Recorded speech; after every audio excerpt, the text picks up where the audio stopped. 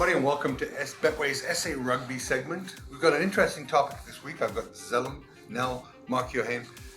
Italy, should they or shouldn't they be kicked out of the Six Nations?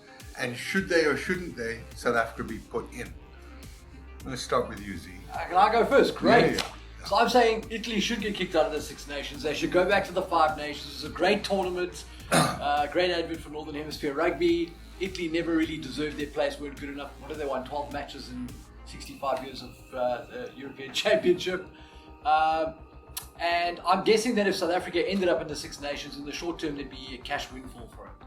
And for that reason, in the short term, it would be a good move for South Africa. I think in the long term, South Africa is way better served by staying in the Rugby Championship, staying in touch with the All Blacks, and competing against one of the best nations in the rugby world. I can see how South Africa in Europe helps Wales, England, France, Scotland. I'm not sure it really serves in terms of rugby. I don't think it's going to help us. Let me ask you a question. You say stay in touch with New Zealand. Yeah. Didn't New Zealand lose two Northern Hemisphere teams this year? They have won a couple of World Cups.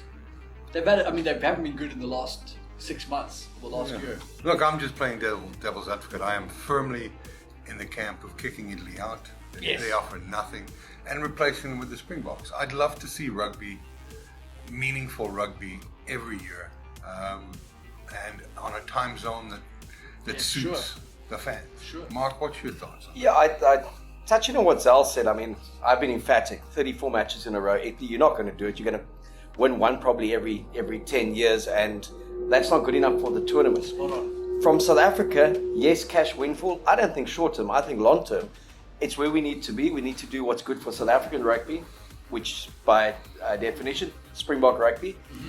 And by playing in the Six Nations, by playing up north, doesn't mean we can't play the All Blacks. Yeah. Right. So I think if we were going that route in 2025, as they say, nothing prevents you then from playing the All Blacks in a 3-test series, 1 year in South Africa, the next year in New Zealand. Oh, right. And that's because if we're playing in the Six Nations, we're not entertaining the Northern Hemisphere teams coming down south anymore. We're going to have to entertain a Japan coming here, or a Australia, or a Fiji, and I think that's great. It became too much every year, us playing the All Blacks twice, sometimes three times, and then also potentially at a World Cup.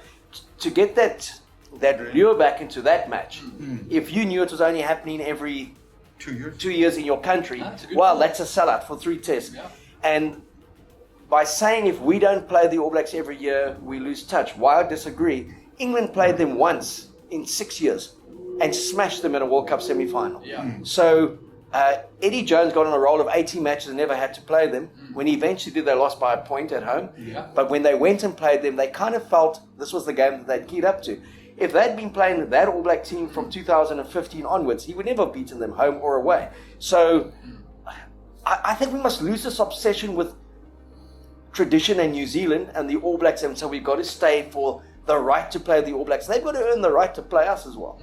And when you take the other things in, Mark, you've got ridiculous starting times for fans here to get up and watch a game against New Zealand, or even worse, Australia. You've got the team traveling to Australia and New Zealand is so prejudiced from a jet lag point of view that it's an unfair advantage. I've done that trip many times and wondered if I would ever sleep again. It's such a tough trip to adjust to a time zone. But it's not coming here. It's an easier trip coming here. So the odds are stacked against us from a viewership point of view, from a monetary point of view. And I would rather get into seeing New Zealand coming here every 4 years on a three test tour. Yeah, and also if you go back to, we have such a strong expat community up north. So the Springboks playing any one of the home unions in France, them coming here, the traveling, you would get so much traveling support that would come from the UK especially to Cape Town to watch England play South Africa in a Six Nations match. I think the URC, it was the starting ground, the old pro thing. We'll only get better in that. We go into the European Challenge Shield next year, then it's into the Heineken Cup.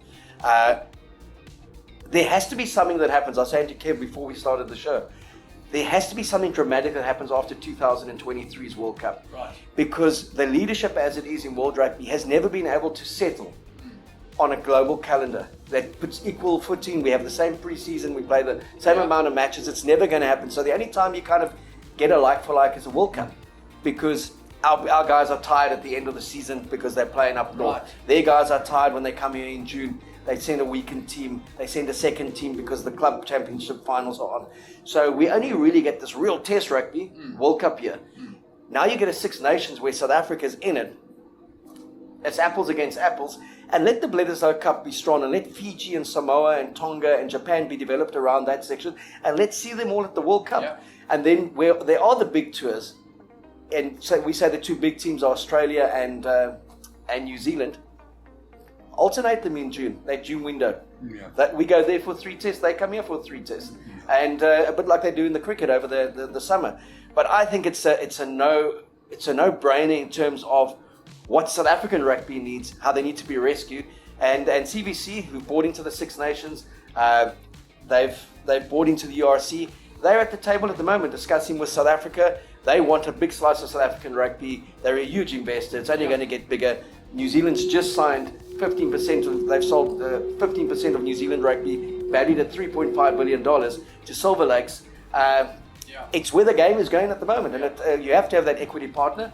And if the game profession is going to survive and ultimately kill off that world rugby leadership that is so ingrained in the old boys club, the amateur ways of thinking, there has to be a revolution post 2023, and that revolution is the Springboks leading the way into the north. Well, I mean, if you do go to privatization, Kev, the more commercial the game becomes and the less traditional it becomes, it's going to be driven by numbers, and the numbers are in Europe, and that's the time zone we're in.